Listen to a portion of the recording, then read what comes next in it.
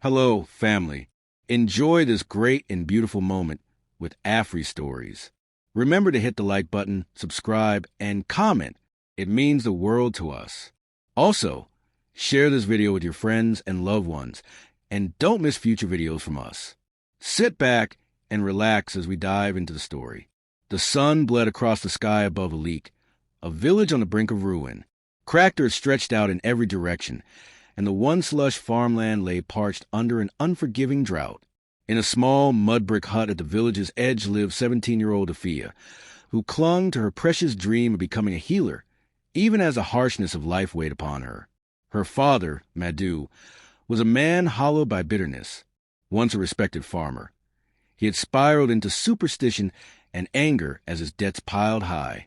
It didn't help that villagers whispered about curses and misfortune whenever they saw Afiya. Madhu believed it, too. He stared at his daughter with suspicion burning in his eyes, convinced that her very existence brought him nothing but ill luck. Inside the dimly lit hut, Afiya knelt on the floor, sorting wilted herbs. She tried to salvage what she could for simple remedies. She had always hoped to learn under the village medicine woman, Duma, but Madhu forbade it. "You won't waste your time," he would say whenever she mentioned healing. So Afiya gathered scraps of knowledge on her own, hoping that if she proved her worth, she might one day be accepted as an apprentice. That evening, a hot wind rattled the door, carrying the scent of desperation from every corner of Ileke. Hunger had visited the village for months. Children cried out for food, and even the streams had dwindled to muddy trickles. Madhu sat by the hearth, shoulders slumped as he swigged fermented palm wine. Afiya watched him silently, praying he wouldn't become the beast he sometimes became when he drank too much. The hour grew late, and the lamp's flame flickered weakly against the gloom. Suddenly, a faint knock startled them both. The door creaked open to reveal a thin man dressed in flowing robes. His features were shrouded by the hood he wore. A faint jingle of metal at his belt drew Madhu's bleary eyes. "I'm looking for Madhu of Ileke," the stranger said in a quiet, almost serpentine voice. "I heard you might be in need of coin." Madhu's grip tightened around his gourd of palm wine. "Who are you, and what business do you have with me?"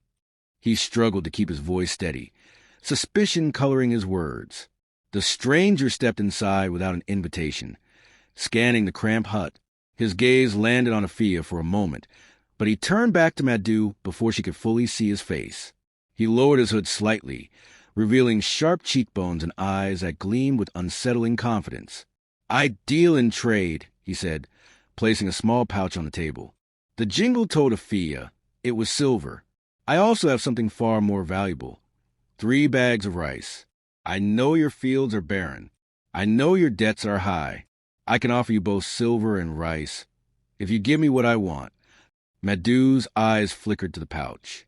Greed and desperation warred on his face. "What do you want?" he rasped, his voice shaky. The stranger's lips curved into a slow smile. "Your daughter." Afiya's heart nearly stopped. She couldn't believe what she was hearing. She glanced at her father, expecting him to scoff, to chase the man away. But his silence weighed heavier than any denial could. Her throat tightened with dread. "No, Papa," she whispered, her voice trembling. "You can't." "Quiet." Madhu snapped, not even looking at her. The stranger placed a thin slip of parchment on the table, scrawled with cryptic symbols that Afiya couldn't decipher. Beneath it, the pouch still lay open, silver coins gleaming in the lamplight. Madhu's gaze lingered on those coins. Hunger, desperation, and resentment glowed in his eyes. "It's just a bride price," the stranger purred. "Think of it that way. Your daughter will be married into wealth, freed from this wretched place. You'll be rid of your debts, and the village will have more resources. Isn't that what you want?" Afiya stood, chest heaving, tears brimming. "Father, no, please." But Madhu exhaled a shuddering breath. He took one final, long swig of palm wine, and then he slammed the empty gourd on the rickety table. "Fine," he croaked. "Take her." Time seemed to slow for Afiya. She tried to run, but the stranger moved faster than a striking serpent, gripping her arm before she could reach the door. Madhu, unable to even look her in the eyes, turned his face away. Rage and heartbreak flooded Afiya, but she found no mercy in the man who had sired her. They left the hut in darkness, accompanied only by the night's thick silence. The stranger led her out of the village, where a lone donkey cart waited. He tied her hands, muttering something about a grand ceremony, and forced her onto the cart's splintered boards. As the wheels creaked into motion, Afiya's mind whirled with questions. What ceremony needed a bound girl in the dead of night? Hours passed, and the moon climbed higher, illuminating a path lined with twisted trees. The road grew wilder, the forest closing in. Afiya noticed a stranger kept glancing at her with an odd mixture of curiosity and disdain. Finally, they arrived at a crude clearing surrounded by towering ancient trees and stone pillars etched with arcane symbols. Several hooded figures waited, chanting low under the moonlight. Afiya's blood ran cold. This was no wedding. Her heart pounded as the chanting grew louder, resonating with foreboding energy. One of the hooded figures seized her by the arms and led her to the center of the circle. They tied her to a post, ignoring her screams. "Stop," she cried, but her pleas fell on deaf ears. Torches cast flickering shadows on the ground, and the circle of figures tightened. An older man in elaborate robes raised a ceremonial dagger. The chanting turned frenzied, and the taste of fear lodged in Afiya's throat. She realized the unthinkable truth. Her father had sold her to die. This was a sacrifice, not a marriage. Her voice rang out in a final, desperate scream as the dagger flashed. Then came darkness, a suffocating blanket of oblivion, and a faint rustle in the distance, as if someone else lurked among the trees. Afiya awoke in the silent cradle of night. Pain throbbed in her wrists where the ropes had chafed her skin, and her entire body ached. She blinked, trying to understand how she was still alive. The last thing she remembered was the dagger's gleam and a roaring chant that made her heart quake. Now, she lay on a blanket of dried leaves inside a cave. A small fire crackled nearby, throwing dancing shadows across the stone walls. Feeling a surge of panic, she bolted upright. Her hands were free, though her limbs felt too weak to move swiftly. She gulped in lungfuls of the crisp night air, trying to steady her heart. "Easy," came a low voice from the darkness. A tall figure stepped into the firelight, his face partially hidden beneath a worn cloak. He regarded her with cautious eyes, as though unsure whether she might lash out or collapse. "I cut you loose. You were left there to die?" His words hit her like icy water. "Who are you?" she managed, her throat raw from screaming. She reached a trembling hand to her neck, recalling the ritual circle. "They call me Kalen," he said, kneeling down to stir the fire. "You don't need to thank me. I did what anyone decent would do." Afiya let out a shaky laugh. "Anyone decent? Then why did anyone else help me?" Her voice cracked with a bitterness she couldn't contain. Tears stung her eyes as she recalled the faceless figures chanting, the dagger's blade shining in the moonlight, and her father's betrayal. Kalen didn't answer immediately. Instead, he poured water from a canteen into a small gourd and handed it to her. She drank greedily, the cool liquid soothing her parched throat. When she finished, she finally noticed more about the stranger. His cloak was battered, lined with scars and patches. A faint glimmer of something regal, maybe a ring or emblem, peeped from under the fabric. His posture was erect, confident, like someone used commanding attention. "You can rest here," he said, his voice flat, "but you can't stay forever. I'm a wanderer. I move on when I must." Afiya's mind spun with questions, but she settled on the most urgent one. "How did you find me?" "The last thing I saw was that dagger." Kalen brushed a few stray embers from his sleeve. "I was following that group. They've been performing sacrifice rituals for months, preying on desperate souls. When I saw you tied to the post, I intervened. The group scattered, and I took you away." Silence filled the cavern, broken only by the crackle of flames.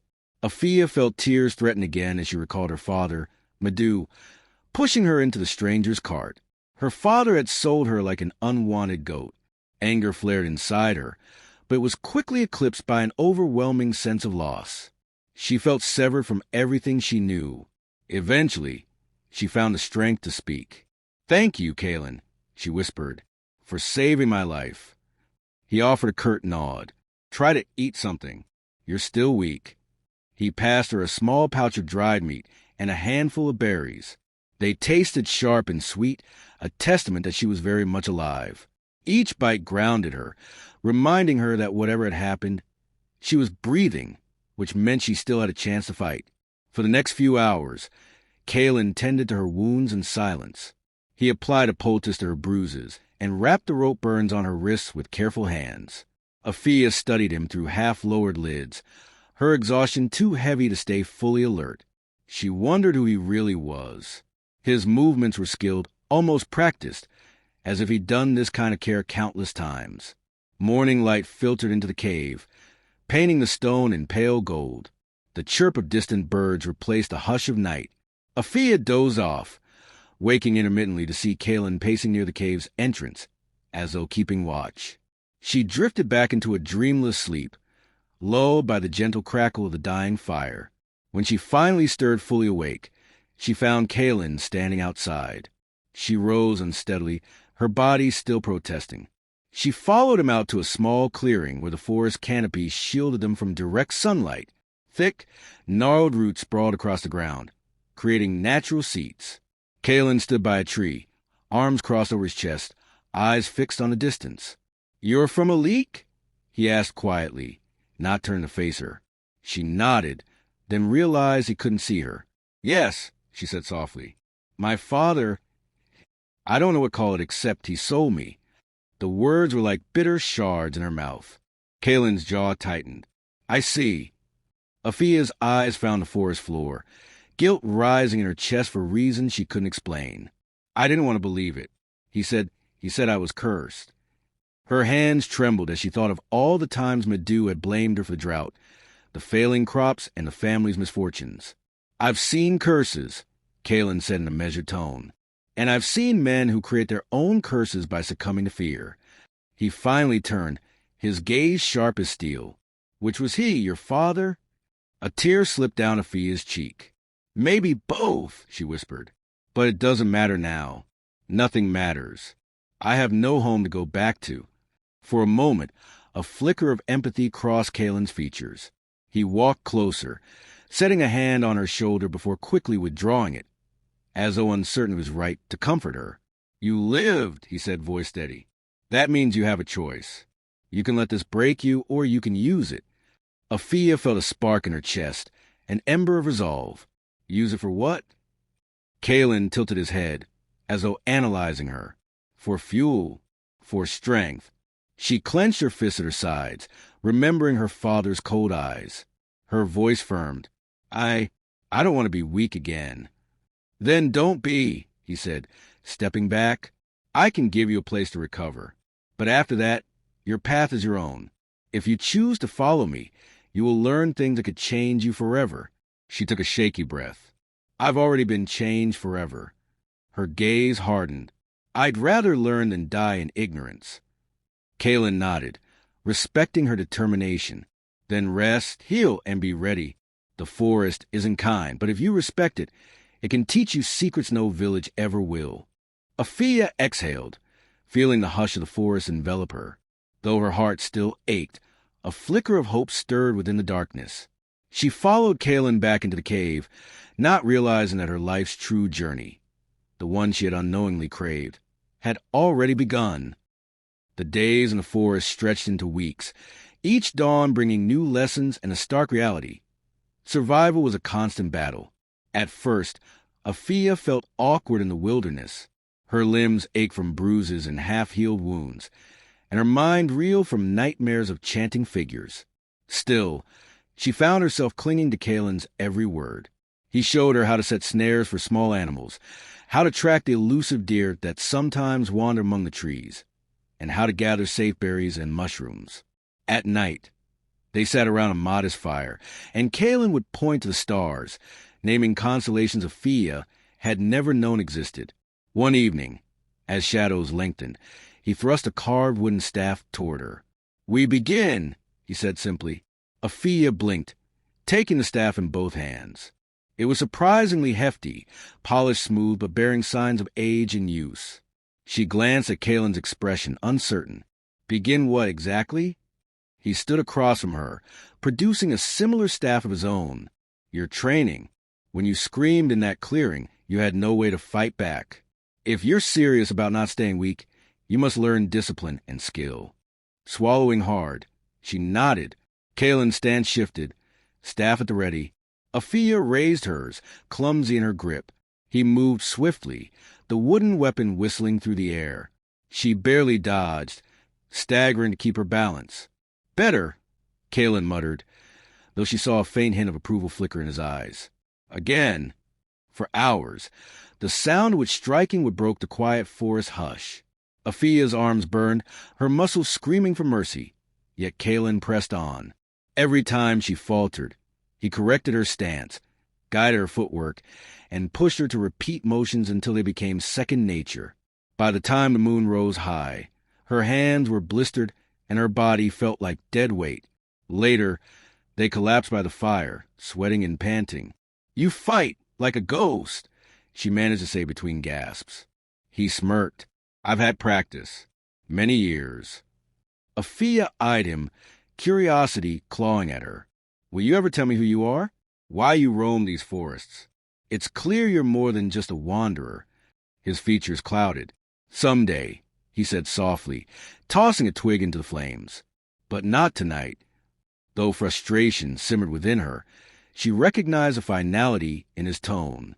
Instead, she found herself opening up. She told him about her mother, who had died when she was young, and about how Madhu had spiraled into debt.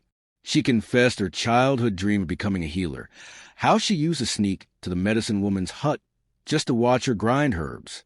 He listened silently, occasionally poking at the fire.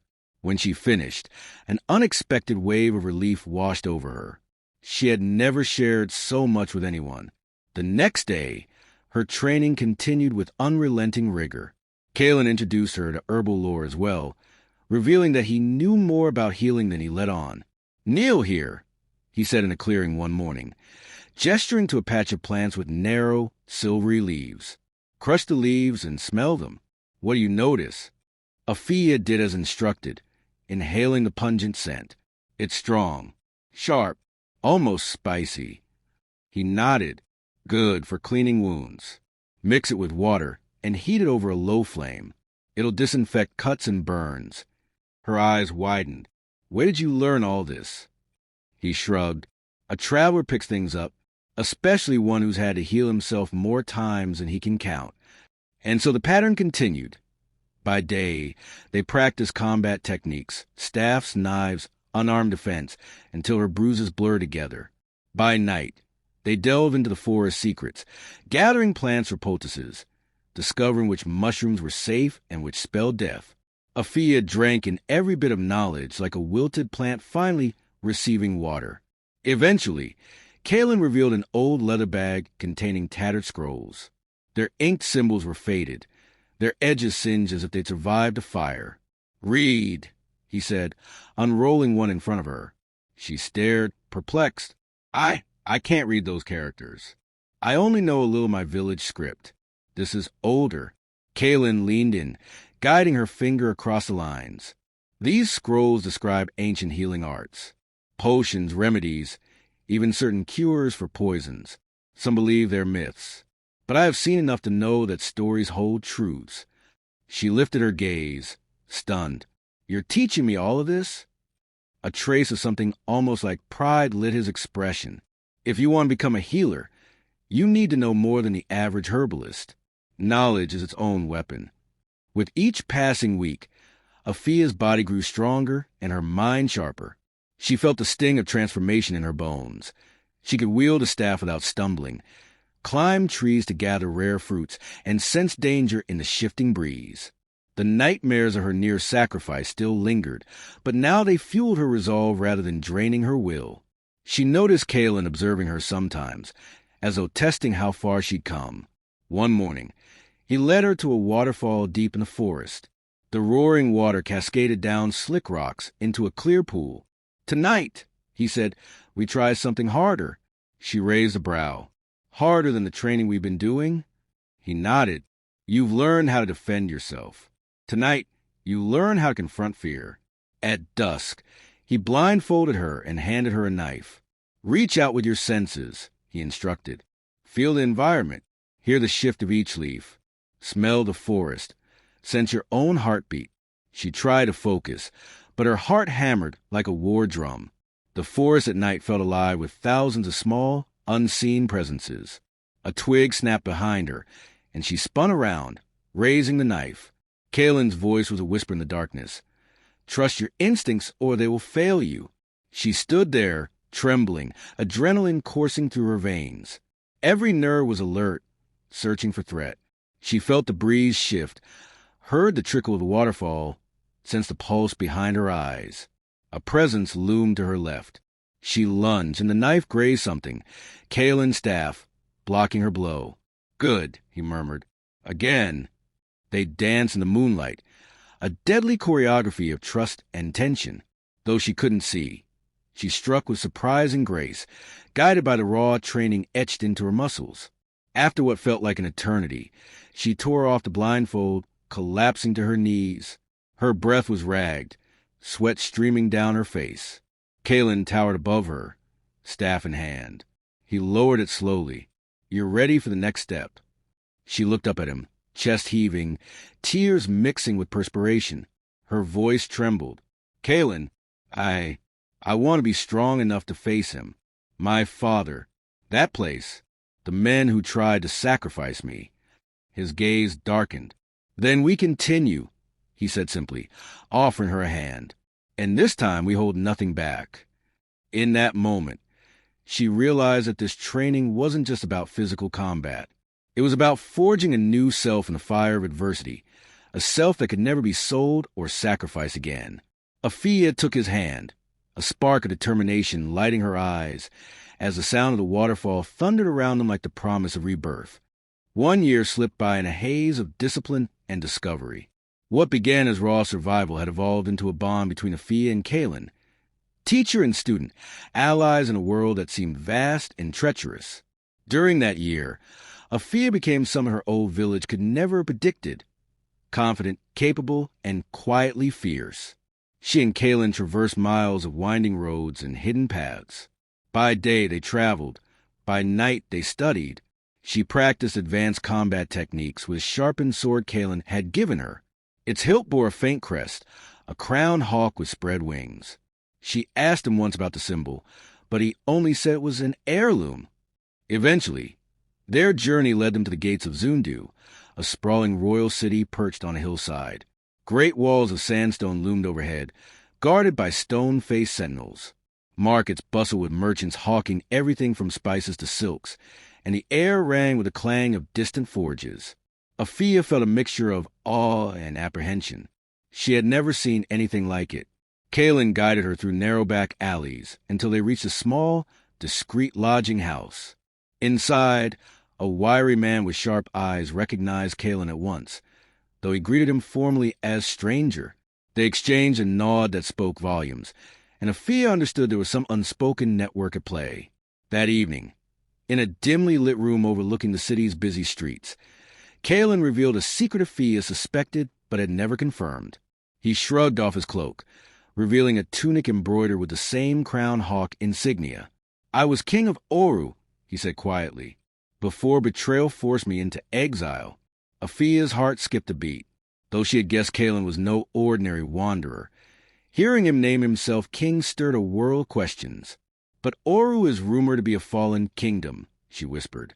I heard tales. No one's been able to enter its borders for years. He nodded, eyes distant. My brother led a coup. I was forced to flee with only a few loyalists. For a time, I wandered, too proud to ask for help. Then I heard of these dark sacrifices happening in the outskirts. I tried to stop them. That's when I found you. Afiya absorbed his words in silence. She thought of the rumors she'd overheard in Ileke, of an exiled king with a cursed destiny. But Kalen seemed too real, too principled to be just a cautionary tale. Why tell me now? She asked. Because we're on the threshold of a reckoning, he answered, his voice firm.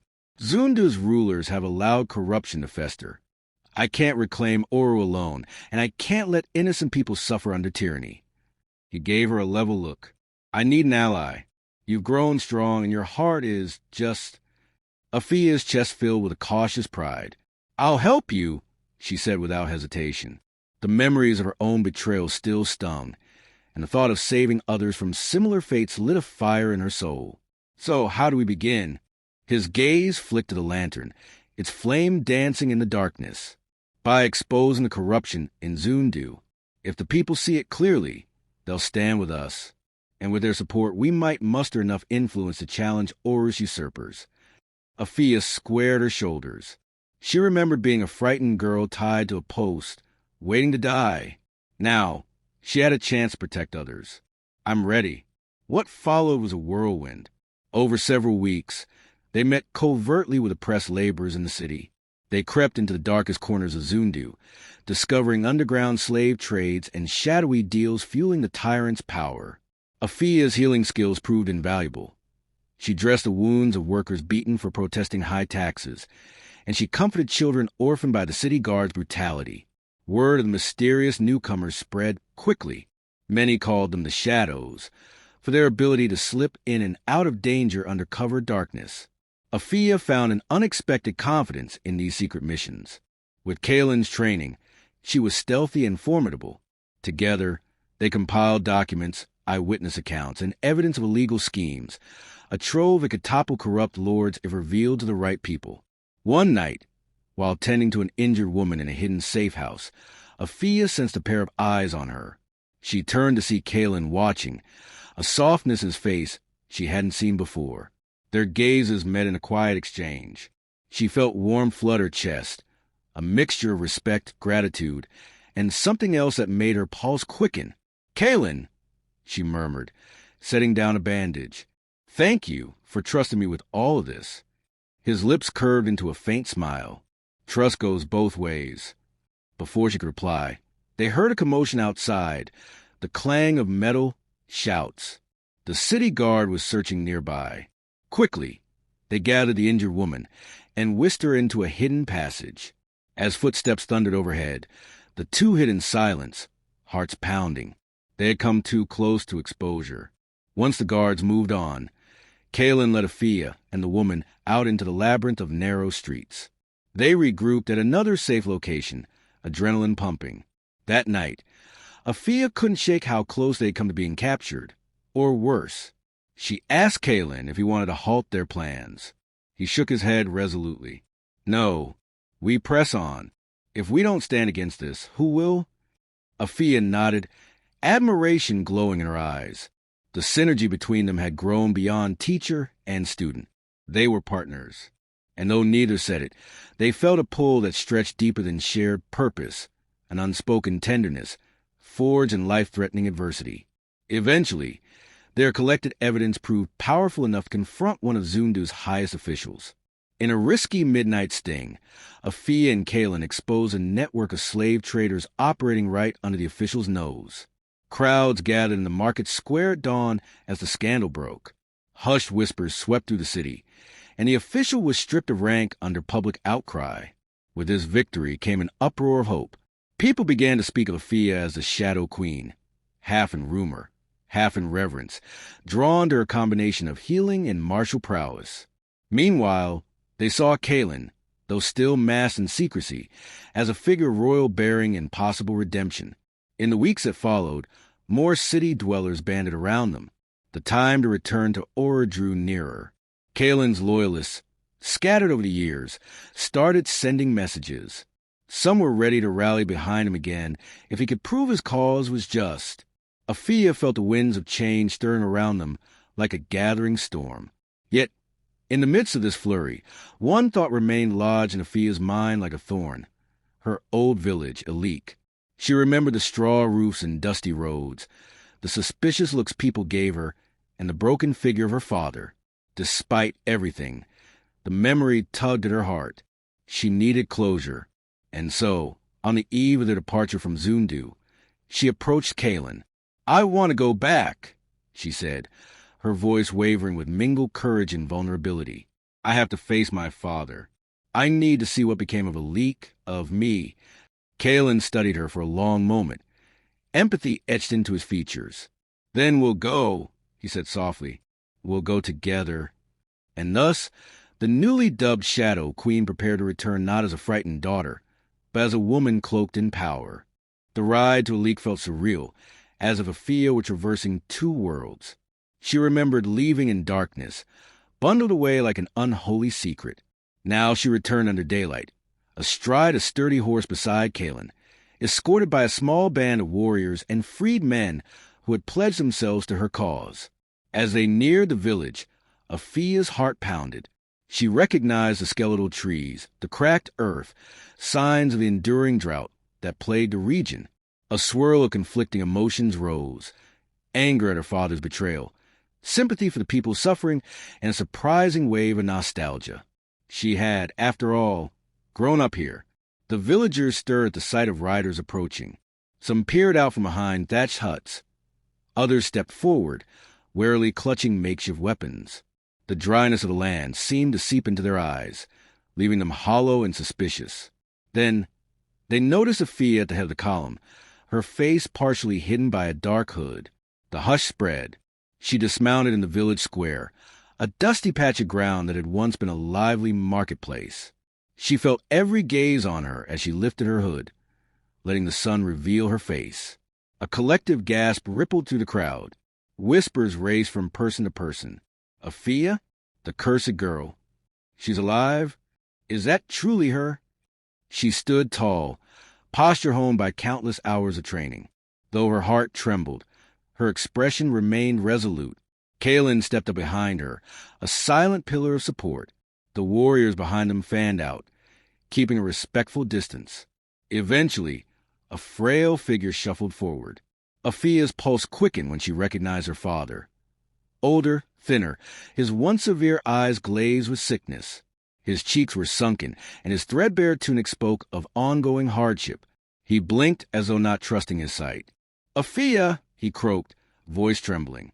I thought—" She took a step closer, each footfall stirring the dust. "You thought I was dead," she said calmly, though an undercurrent of anger roiled beneath her composure. Her mind flashed with memories of that night. The stranger's offer, the 3 bags of rice, the cold acceptance in Madu's eyes. Around them, the villagers held their breath. No one spoke. A few children peeked out from behind their mothers, wide-eyed at the spectacle of a woman returning from the grave. I did what I had to do," Madu muttered, looking away. "They said you were cursed. The fields died after you were born. Debt it swallowed me. I couldn't," he broke off, coughing raggedly. The sound rattled in his chest, betraying his weakened state. Afiya stood silent for a moment. She recalled countless nights spent huddled in fear of her father's rage. Yet, seeing him now, broken, remorseful, and clinging to life by a thread, made her anger falter. Her eyes swept across the gathering crowd, noticing how thin everyone looked, how hope had drained from this community. Taking a deliberate breath, she addressed them all. "I was sold to die," she said, voice echoing over the dusty square.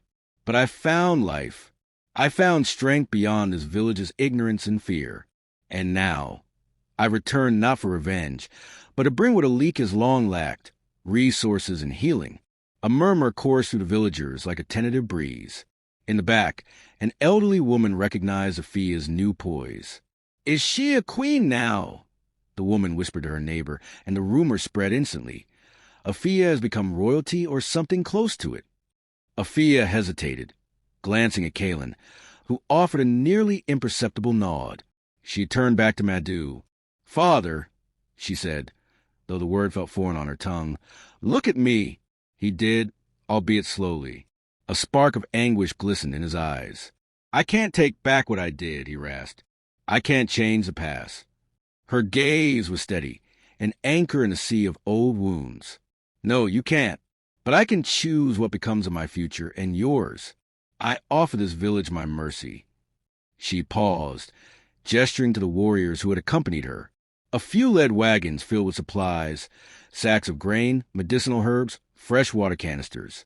"We're establishing a healing center here. A place for the sick to be cared for. A place for children to learn skills that don't rely on a single crop. No one will be turned away." Gasps and astonished whispers filled the air. Afiya let her words sink in. She thought of how she once dreamed of studying under the village medicine woman. Now, she was bringing an even greater gift, knowledge gleaned from ancient scrolls and a year of intense training. The notion of turning her father's cruelty into a chance for communal rebirth filled her chest with a tumult of emotions. Madu's lip quivered. Why? After what I did, why show any kindness? Afiya's voice softened. Because I've learned that the only way to truly be free is not to let hate rule me. I've discovered my own worth, and I won't let your betrayal define my life. Mercy can break chains that vengeance never will. In that moment, she felt a burden lift. The scalding anger that once fueled her steps began to cool, replaced by something more profound. This was her closure. She could see the astonishment, and perhaps respect, on the faces of the villagers. Kalen stepped forward, placing a respectful hand on Afiya's shoulder. He addressed the crowd in a clear, firm voice. She speaks truth. Let today mark the beginning of Ileke's renewal.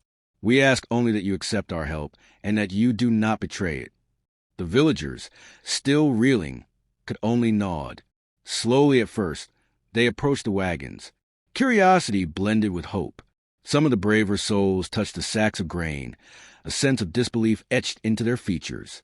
A middle-aged woman with a limp in her step edged closer to Afiya. Is it true? You can heal us.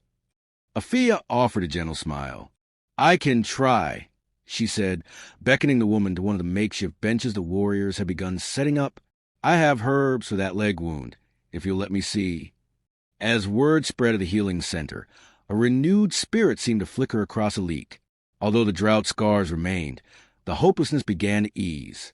Children who once stared with hollow eyes now tugged at their mothers, pointing at Afiya and murmuring Shadow Queen awe. When at last the sun dipped low, painting the sky with oranges and pinks, Afiya stood at the village well, long dried up. Madu approached, hunched and still coughing. For a moment, father and daughter studied each other in silence. She saw guilt etched in every line of his gaunt face. Will you ever forgive me? He asked, voice trembling with decades of regret. She looked at him steadily, the memories of rope bindings and chanting cultists lurking in her mind. I don't know if I can forget, she said, her voice gentle but unyielding. But I can choose not to hate. That is enough for now. Madu bowed his head, tears glistening in his eyes. It was not a grand reconciliation, nor was it absolution, but it was a step toward something better, perhaps the only step he could take in his remaining years. Afiya turned and walked toward the wagons, her silhouette cutting a regal figure against the setting sun. Behind her trailed murmurs of wonder, and in front of her lay the promise of a new day, not just for Ileke, but for her own heart. Tomorrow, she would leave for Oru to face the final battles that awaited her in Kalen. But for this evening, she had cast off the last shackles of her past, forging a future where mercy reigned over vengeance. The journey to Oru took Afiya and Kalen across deserts and grasslands, through perilous mountain passes, and finally into a valley ringed by rugged hills. Along the way, their band of loyal followers grew. Word spread that the exiled king sought to reclaim his homeland, and that the Shadow Queen rode at his side. Men and women with nothing left to lose pledged themselves to this cause. By the time they stood at the outskirts of Oru, the retinue had swelled into a modest army. Afiya surveyed the terrain from a rocky ridge. An ancient city of stone towers and spired halls sprawled below, cradled by a winding river. In the center, a grand palace rose majestically, though time and neglect had worn its edges. Kalen's face was grim as he took in the sight of his birthplace. My brother has let it fall into decay, he murmured. But that ends now. Their arrival did not go unnoticed. Riders loyal to the usurper king thundered out to confront them. A confrontation was inevitable. Swords gleamed in the harsh midday sun, and war cries echoed across the plains. Afiya fought with lethal grace she never knew she possessed. Each strike was guided by Kalen's training and her own resolve. She was no longer a victim, but a wielder of power. When the dust settled, the exiled king's forces triumphed. Some of the enemy's soldiers fled. Others were taken captive. Afiya's heart pounded as they pressed onward, forging a path straight through the city gates. Onlookers peeked from shuttered windows, uncertain whether to cheer or hide. Eventually, they reached the palace steps, a sweeping marble ascent lined with statues of long-dead rulers. At the top waited a man who bore a striking resemblance to Kalin, though his face was twisted with fear and fury. He stood flanked by archers, trembling hand clutching a ceremonial sword. "Kalin," the man spat, his voice echoing off the stone pillars. "You dare bring an army to my gates?" Kalin strode forward, shoulders squared. "I bring justice to Oru Jander. Your tyranny ends here." He turned, beckoning Afiya to join him. She climbed the steps, the hush of the crowd pressing in. "You sold our people's future for your own greed," Kalin continued, voice ringing through the courtyard. "They deserve better." Jander's lip curled. "You speak of deserving? You abandoned your kingdom, while I was left to—" A roar from Kalin's supporters drowned out the rest. The archers hesitated, some lowering their bows in recognition of their rightful king. Tension snapped like a drawn bowstring. In a sudden move, Jander lunged for Kalin with his sword. Kalin parried easily, steel ringing in the air. They exchanged blows on the marble steps, a tragic battle between brothers. Afiya watched, heart in her throat. She could see the conflict in Kalin's eyes. He did not truly wish to kill his own blood, despite everything. Jander, however, slashed with desperate fury. At one point, he nearly struck a fatal blow, but Afiya intervened, blocking his blade with her own. Anger flared in Jander's face at her audacity. "You, some peasant girl, dare stand in my way?" he sneered, thrusting again. Afiya met his strike with unwavering force. "I am no peasant girl," she hissed, voice as sharp as her sword. Memories of betrayal flashed through her mind, fueling her resolve. With a final, decisive twist, she disarmed him, sending his sword clattering down the steps. Kalin pinned Jander's arms, and the usurper collapsed to his knees, panting in rage. A hush fell. Soldiers who once served Jander knelt. Townspeople gathered at the palace gates, eyes filled with cautious hope. Kalin looked down at his brother, with a mixture of sorrow and resolve. "I should end this," he said quietly, raising his sword. But Afiya placed a hand on his arm, shaking her head gently. "Don't let vengeance consume you," she whispered, recalling her own choice to spare her father. "Show your people the ruler you truly are." For a moment, Kalin wavered. Then he nodded, with a slow, deliberate motion. He sheathed his sword and gestured for the guard to take Jander into custody. The crowd exhaled, relief and excitement rippling outward like a palpable wave. No more blood need be spilled for Oru to find a new dawn. Cheers erupted, echoing to the palace courtyard. "Long live King Kalin!" Voices chanted in unison, beckoning him to ascend the palace steps. Kalin turned to Afiya, an unspoken question in his eyes. She felt emotion welling up in her chest. This was the moment she had never dreamed of but somehow found herself in. They entered the palace's grand hall together. Marble columns soared overhead, and stained glass windows cast shifting rainbows on the polished floor. Courtiers and common folk alike poured in, anxious to witness what would happen next. Ceremony replaced conflict as loyalists draped Kalin in a regal cloak, placing a simple crown upon his brow. Then, with the hush of 1,000 hearts, they presented a second circlet, this one fashioned of interwoven gold filaments and tiny ruby-like stones that glittered like embers. A respected elder stepped forward, holding the crown with reverence. "We ask you, Afiya, to rule by his side," the elder proclaimed, voice trembling with awe. "Your deeds have shown courage, wisdom, and mercy." Afiya's breath caught in her throat. She glanced at Kalin, whose eyes glistened with quiet pride. A murmur spread through the crowd. The exiled king returned to free his people, now asking a mysterious warrior healer to share his throne. For a heartbeat, her mind flashed back to Ilike's dusty huts, the face of her father, the circle of chanting figures. She had come so far. Finally, she bowed her head, allowing the elder to place the crown gently upon her braids. A hush fell, broken only by the roar of applause that followed. Drums sounded from somewhere deep in the palace, their rhythm reverberating through the hall. Afiya and Kalin stood side by side, newly crowned co-rulers of a land that had suffered too long. Amid the jubilation, Afiya stepped forward, scanning the crowd with determined eyes. Her voice, steady yet infused with passion, rose above the drumming. "I was once left to die," she declared, her tone carrying a subtle tremor of memory. "But I stand before you today, alive and unbroken. Let Oru be a kingdom where no one is sacrificed, sold, or silenced." Her final words were directed at every listening ear, and perhaps at the unhealed parts of her own soul. They left me to be forgotten, but I became unforgettable. The crowd erupted in cheers. The thunder of voices and drums shook the rafters, uniting in a celebration of rebirth. Afiya stood tall, the warmth of Kalen's hand in hers. Whatever challenges lay ahead for Oru, they would face them together, bound by shared pain, purpose, and a devotion to justice that had been forged in fire. As the coronation celebration spilled out into the city streets, a new legend took root. Tales spread of the Shadow Queen who overcame betrayal and despair, and the exiled king who reclaimed his throne not with cruelty, but with compassion. Their story, carried by storytellers and travelers alike, would remind anyone who listened. The past does not have to define the future, and mercy can blaze brighter than any flame. Final note / call to action. As the drums quiet and the final scenes fade, remember Fia's last words. "They left me to be forgotten, but I became unforgettable."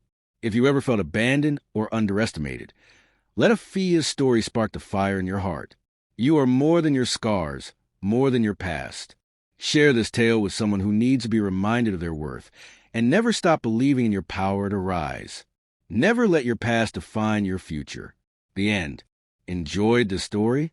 We invite you to give it a like and subscribe to our channel. Your support motivates us to keep bringing more beautiful stories almost every day. We are very grateful for your effort. See you again.